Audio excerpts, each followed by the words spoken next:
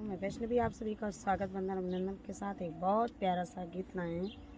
नाच गीत। जैसा भी लगेगा कमेंट कीजिएगा। फुल के साथ सबको कहना है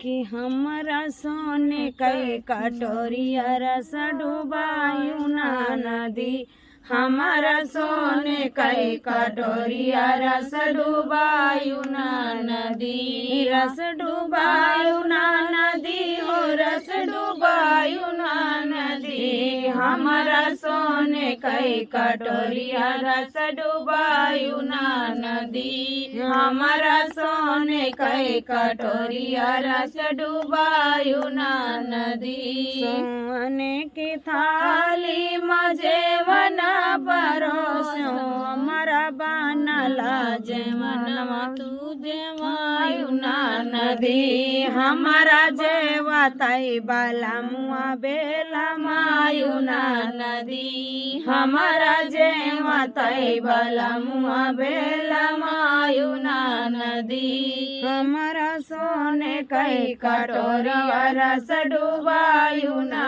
नदी, हमारा सोने कई कटोरिया रस डुबायु ना नदी। सोने सुराही गंगा जल पानी ओ सोने सुराही गंगा जल पानी, हमारा घूंटा तई गेड़ुआ बेला मायु ना नदी,